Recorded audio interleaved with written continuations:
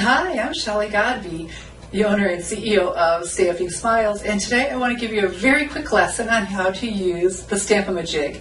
It's a stamp positioner, and it is to give you perfect placement when doing your stamping, because sometimes that's just very, very important. It needs to be just so. So let me show you how to use the Stamp-a-ma-jig. Come on, you'll love it.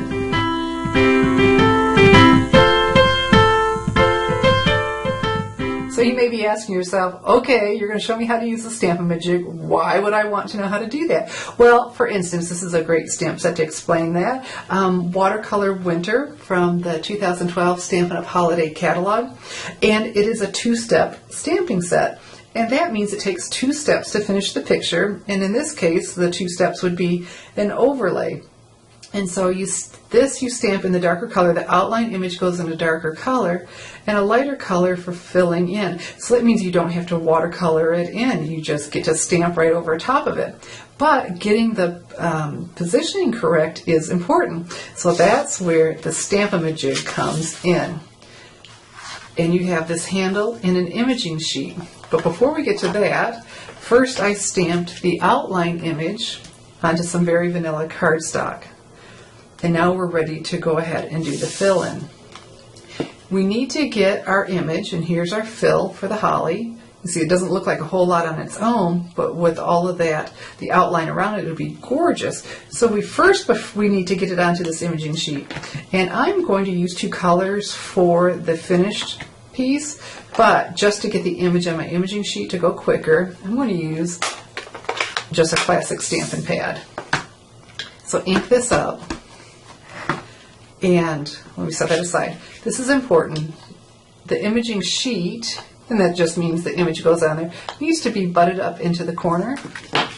So I lay that on here and butt that up into the corner. And remember the position that you stamp it in. And so my 3 berries will be up in the corner and stamped.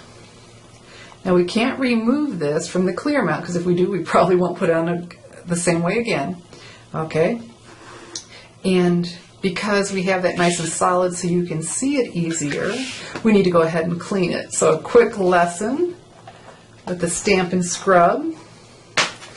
You mist on one side to clean your stamp, and then the other to get off the residual ink and dry it. So now we're ready to change colors, and I will do that with the Stampin' Right markers, my Gumball Green and Cherry Cobbler. So I'll go ahead with the brush end, color in my berries. And you see I don't have to use the tip of it, I'm just using the side. And you don't have to press very hard, these are high quality markers.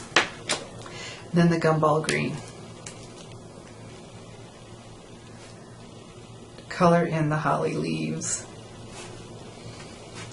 So this was a Stamp-a-ma-jig lesson, and it's turning out to be how to clean your stamp lesson and how to use markers on the back of your stamps at the same time to get more than one color. Okay, so now the imaging sheet and the handle we're going to set aside.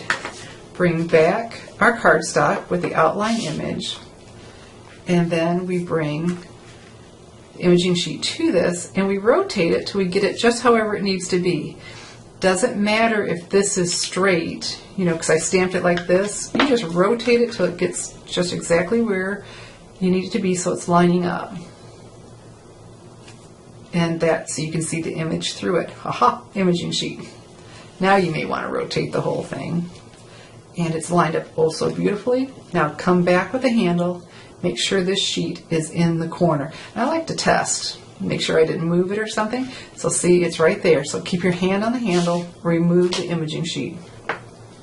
Now remember our berries, the 3 were up in the corner. This has been drying while I've been talking and showing you and coloring on it. So I'm going to huff on it to revitalize the ink. Take my stamp right back into that corner that I stamped it originally, and voila, there you have beautifully filled in image. Isn't that fantastic? So that is how you use the Stamp-a-ma-jig. Today I'm not going to show you the finished card I made with this. It's exclusive for my mailing list subscribers for my 12 weeks of Christmas, but you've got the lesson of how to use the Stampin' Up! Stamp-a-ma-jig. And so I invite you to be on my mailing list too, so you can get my exclusive 12 Weeks of Christmas projects. And like I said, exclusively made by me, not shared with anybody else, and I don't share them online.